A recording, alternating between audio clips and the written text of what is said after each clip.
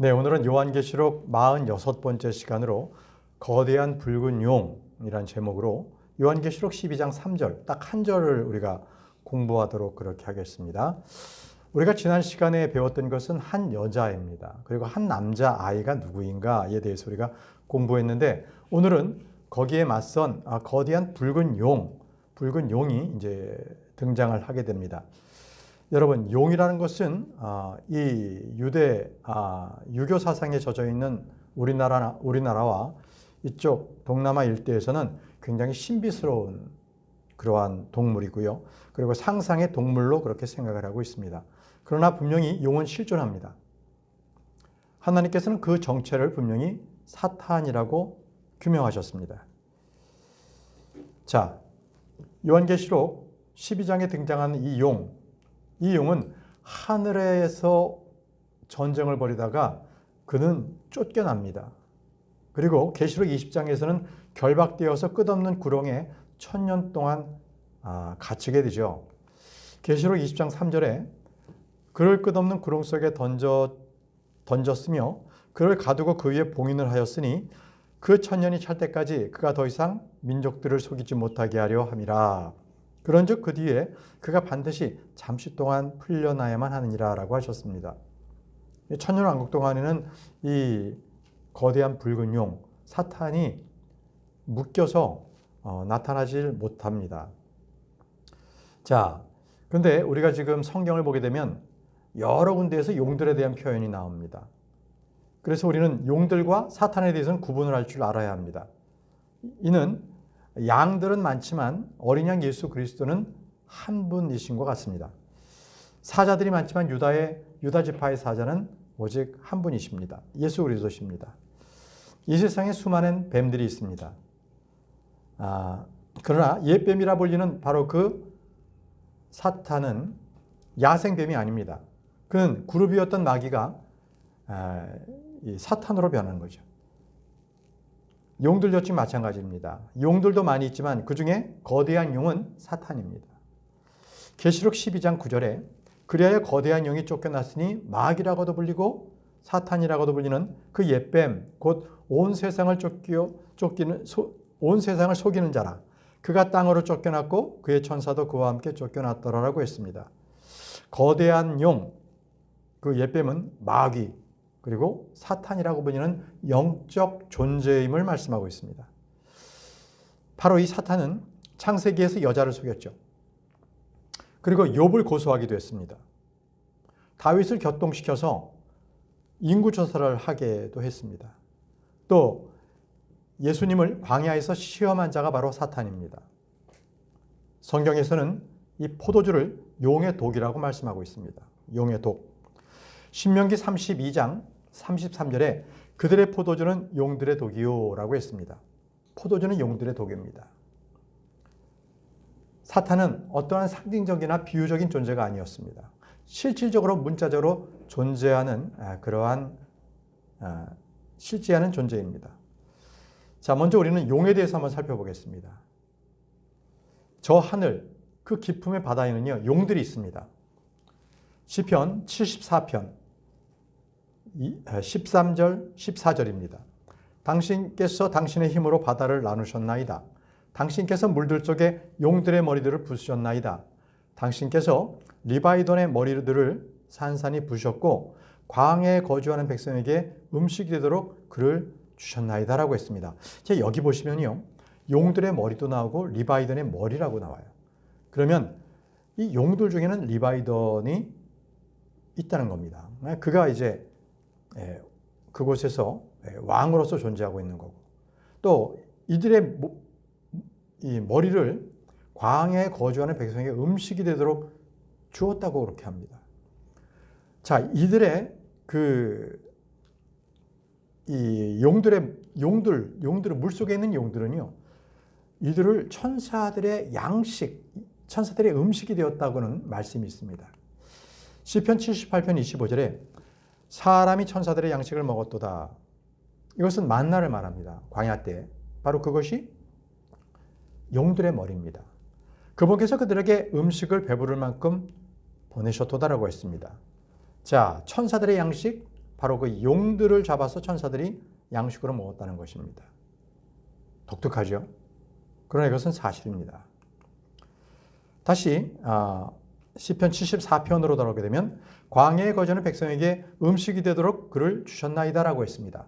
바로 용들의 머리, 그걸 산산이 부셔서 그것을 광야의 백성들에게 광야를 이슬처럼 내리게 하셨던 겁니다. 광야의 백성들을 먹이게 하신 그 만나가 무엇이었는가? 그것은 바로 용들의 머리였습니다. 저 둘째 하늘, 그 위에 있는 깊음의 바닷속에 사는 그 용들입니다. 용들. 다시 한번 보시면 용들의 머리들을 부셨고 당신께서 리바이던의 머리들을 산산히 부셨다고 했습니다. 용들의 머리, 리바이던의 머리. 주님께서는 같은 말을 두 번 반복하시면서 용이 리바이던이라고 말씀하고 있는 겁니다. 자, 다음 말씀을 한번 보겠습니다. 시편 148편 7절에요. 땅에서부터 주를 찬송하라. 너희 용들아 모든 기품들아라고 있습니다. 이것은 바로 용들과 모든 기품들이 주를 찬양하라는 거예요. 그들에게 주를 찬양하라 하는 것입니다. 자, 이 땅에서도 용들의 거처가 있습니다. 이사야에서 보게 되면 용들의 거처가 자주 나옵니다. 자, 두 구절을 한번 보겠습니다. 이사야 34장 13절입니다. 그리고 가시나무들이 그들의 궁전 안에서 올라올 것이요 쇠기풀들과 가시더기들도 그곳에 견고한 요새들 안에서 올라오리라. 또 그것은 용들의 거처요 라고 했습니다. 용들의 거처요 올빼미들을 위한 뜰이 되리라 라고 했습니다. 자, 여기서 말씀하시는 그것은 용들의 거처라는 것은 바로 심판받은 땅의 그러한 상태, 황폐하게 된 그 상태가 용들의 거처가 되는 거예요. 폐허인 것, 사람이 살 수 없는 곳, 바로 그것은 용들, 마귀들의 거처예요. 마귀들의 거처. 다른 말씀 보겠습니다. 이사야 35장 7절도 보여. 그리고 바싹 마른 토양이 저수지가 되고 물 없는 토지가 물 솟는 샘이 되리라.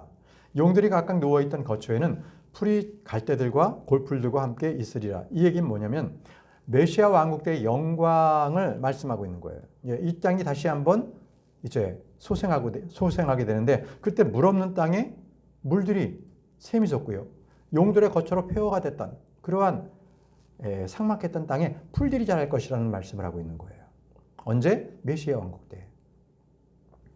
자, 이제 예레미야를 보시면요. 예레미야에는 바벨론 포로 때의 예루살렘은 황폐하게 되었을 때 바로 그것을 용들의 소굴로 만들겠다고 주님께서 말씀하셨어요.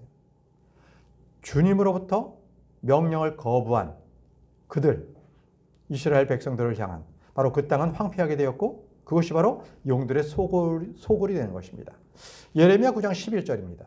예레미야 9장 11절에 그리고 나는 예루살렘을 무더기들과 용들의 소굴로 만들겠노라. 그리고 나는 유다의 도시들을 황량하게 만들어서 거주자 한 명도 없게 하리라. 사람이 살 수 없는 그 땅.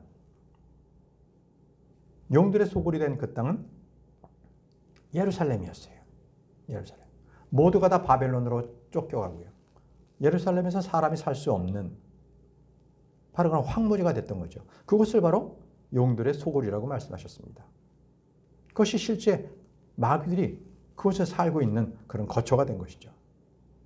그런데 여러분들, 예루살렘이나 바벨론이나 용들이 살았다는 그러한 성경 기록은 없습니다.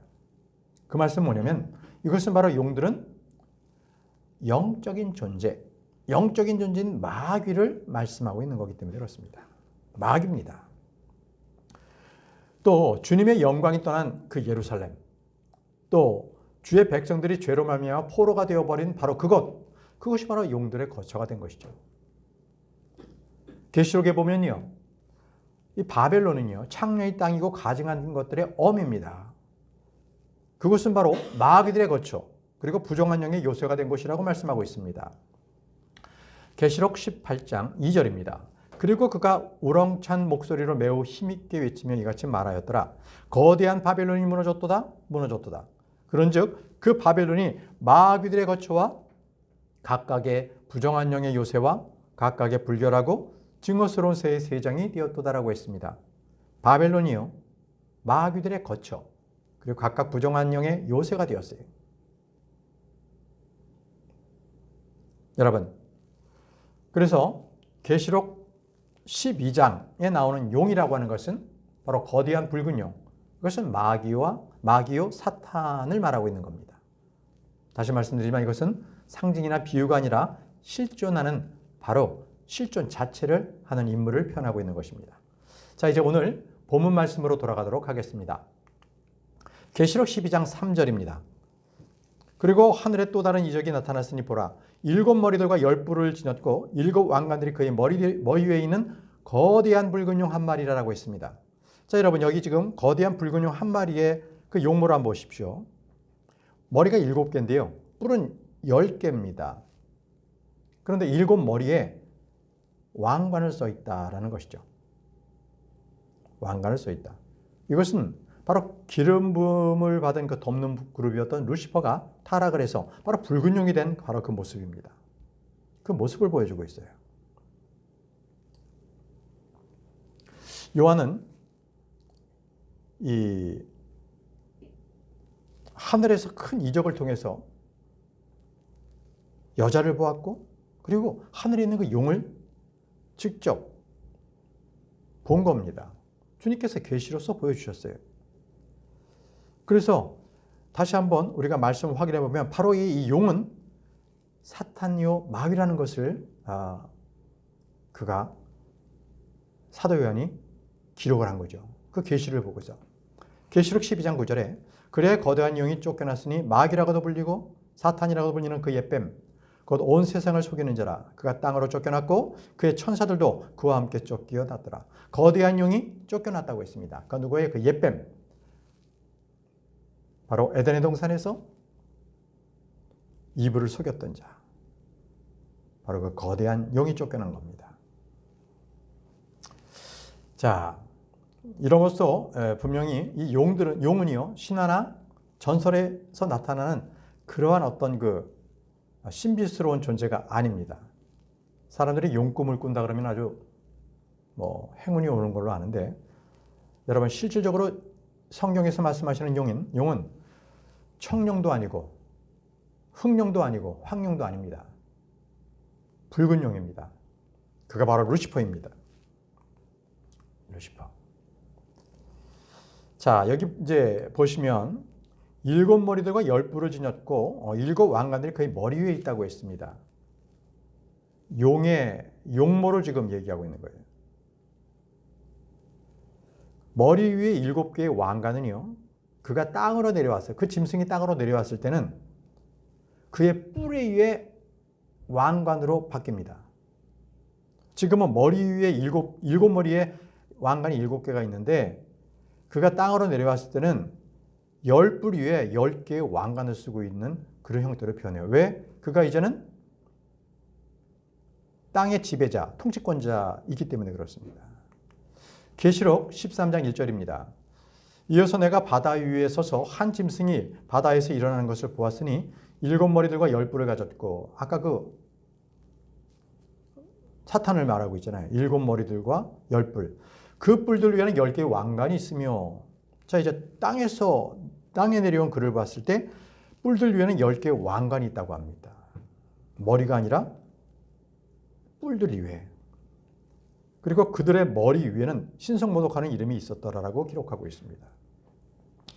자, 이제 또 다른 관점에서 이 사탄을 조망하고 있는 그러한 동물이 나오는데, 그 동물을 한번 우리가 조명을 해보겠습니다. 하나님께서는 아주 상세하게 묘사를 해놓으셨어요. 욥기로 가겠습니다. 욥기 41장 1절입니다.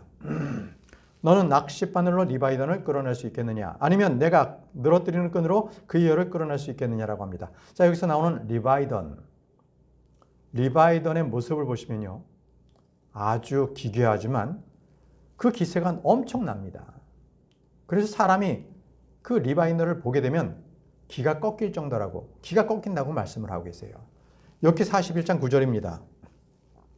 보라, 그에 대한 소망은 헛되니라. 누군가 그를 보기만 하여도 기가 꺾이지 아니하랴. 자, 리바이던, 그는 보기만 해도 보는 사람이 기가 꺾일 정도가 됩니다. 그의 생김새, 그리고 힘, 그의 하는 일들 등이 주님께서는 상세하게 그걸 계시해 주셨어요. 욥기 41장 18절에서 21절 말씀 보시면요. 리바이던을 이렇게 표현하고 있습니다. 그의 재채기들에 의하여 빛이 반짝이고 그의 눈들은 아침에 눈꺼풀들과 같도다. 그의 입에서 타는 등불이 나가고 불티들이 튀어나오는도다. 그의 콧구멍에서 연기가 나가니 끓는 냄비나 가마솥에서 나는 것과 같도다. 콧구멍에서 연기가 나는데 그것이 아주 그냥 끓어오르는 그런 어떤 수증기가 팍팍 나가듯이 그렇게 나온다는 거예요. 그의 호흡은 숯불들을 타오르게 하고 불꽃이 그의 입에서 나가는도다. 이것이 바로 리바이던의 그러한 모습을 그렇게 지금 기록하고 있는 겁니다. 이런 짐승이 이 지상에 있을까요? 지상에는 이런 짐승이 없습니다. 그의 입에서 등불들이 나가고 불티들이 튀어나오고 콧구멍에서 막 연기가 나가고 막 그냥 끓는 그냥 가마솥이 그냥 끓는 것 같은 그러한 막 불꽃과 숯불들이 나가는 그러한 동물은 지금 이 지상에는 없어요. 이 리바이던은 어디 있느냐? 저 둘째 하늘 위에 있는 기쁨이라는 바다, 바로 그곳에서 살고 있는 짐승입니다. 그 짐승의 이름이 리바이던입니다. 리바이던. 자, 욥기 41장 31절에 32절에 보게 되면요. 그가 기쁨을 냄비처럼 끓게 만드는도다. 그가 바다를 향유가든 항아리처럼 만드는도다. 그가 자기 뒤에 행로를 빛나게 만드느니 누군가 기쁨을 백색이라고 할 것이라. 자, 바로 그가 이 기쁨이라는 그곳을 아주 냄비처럼 끓게 한다는 거예요. 그리고 그가 지나가는 곳마다 그냥 백색으로 그냥 완전히 다 뒤집혀지는 엄청난 그러한 짐승입니다. 이 리바이던은요, 만들어질 때부터 두려움이 없게 창조되었습니다. 두려움이 없어요. 그는. 욥기 41장 33절에 땅 위에는 그와 같은 것이 없나니 그는 두려움 없이 지음을 받았느니라. 두려움이 없이 지음받은 것이 바로 리바이던입니다. 이 리바이던이 누구인가는 아까 우리 말씀에서 나왔지만 그가 모든 교만의 자식이거든요. 교만을 다스리는 왕이거든요. 교만을 다스리는 왕. 욥기 41장 34절에 그가 누구인지가 나옵니다. 욥기 41장 34절에 그는 모든 높은 것들을 바라보느니라. 그는 모든 교만의 자식들을 다스리는 왕이라고 있습니다. 교만의 왕. 교만의 자식들을 다스리는 왕입니다. 그 누굽니까? 그가 교만으로 인해서 하나님의 왕자를 넘보다가 멸망당한 루시퍼입니다. 루시퍼. 교만은요, 멸망으로 이끕니다.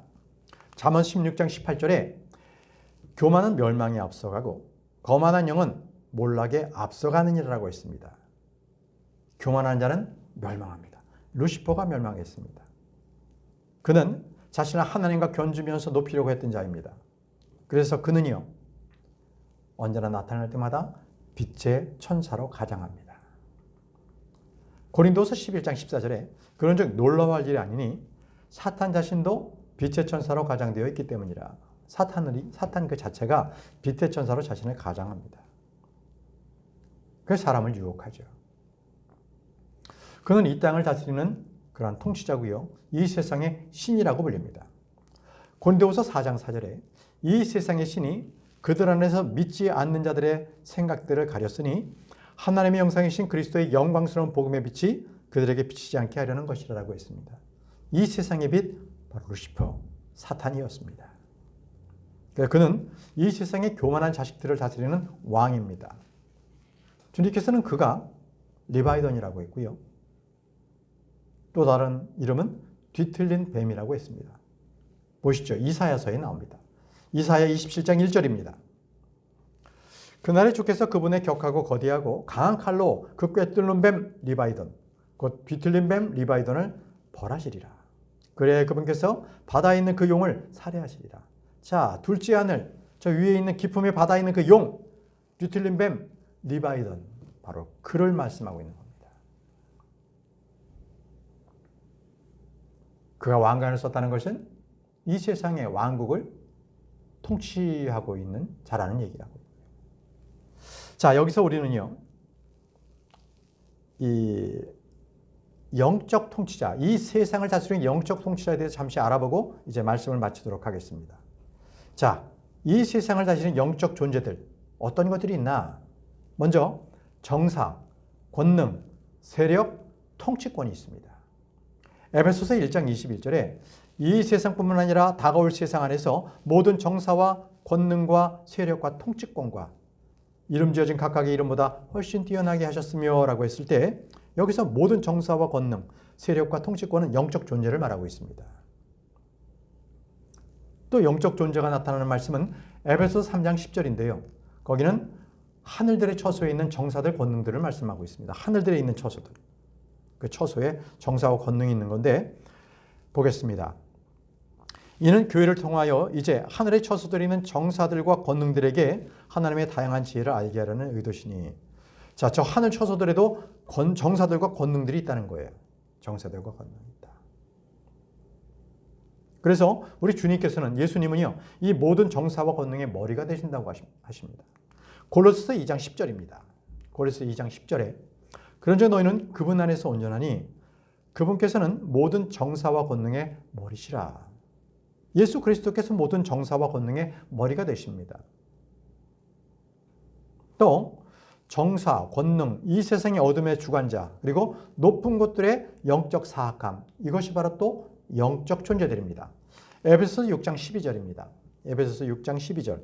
이는 우리가 살과 피를 대적하여 맞붙어 싸우는 것이 아니요 오직 정사들을 대적하고 권능들을 대적하여 이 세상 어둠의 주관자들을 대적하여 높은 것들에 있는 영적 사악함을 대적하여 맞붙어 싸우기 때문이야. 정사들, 권능들, 이 세상 어둠의 주관자들, 높은 곳들에 있는 영적 사악함, 이런 것들이 다 영적 존재들을 말하고 있습니다. 그 외에도요, 보좌들, 고통치권자들, 그리고 정사들, 권능들이 또 있습니다. 골로새서 1장 16절입니다. 골로새서 1장 16절. 이는 그분에 의하여 모든 것들이 창조되었기 때문이니 곧 하늘에 있는 것들과 땅에 있는 것들이요 볼 수 있는 것들과 볼 수 없는 것들이니 그들이 보좌들이든 통치권들이든 정사들이든 권능들이든 모든 것들이 그분에 의하여 그리고 그분을 위하여 창조되었느니라.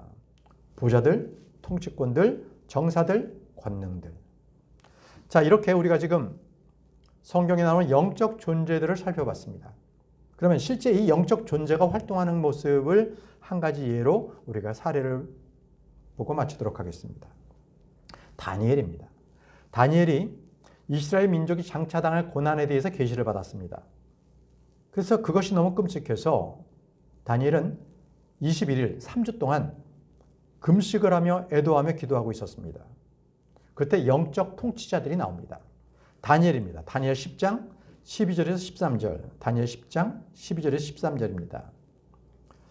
그때 내가 나에게 이같이 말하였더라. 다니엘아, 두려워하지 말라. 이는 내가 이해해 보고자 너의 마음을 정하고 너의 하나님 앞에서 스스로를 징계하기로 한 첫날부터 너의 말들이 경청되었기에 너의 말들로 인하여 내가 왔느니라. 그러나 페르시아 왕국의 통치자가 21일 동안 나를 대항하였도다. 그러나 보라, 최고 통치자 중 하나인 미카엘이 나를 도우러 왔느니라. 그래야 내가 페르시아의 왕들과 함께 거기에 남아 있었느니라. 이렇게 말합니다. 자, 이것은 주의 천사가 다니엘에게 말하고 있는 건데요.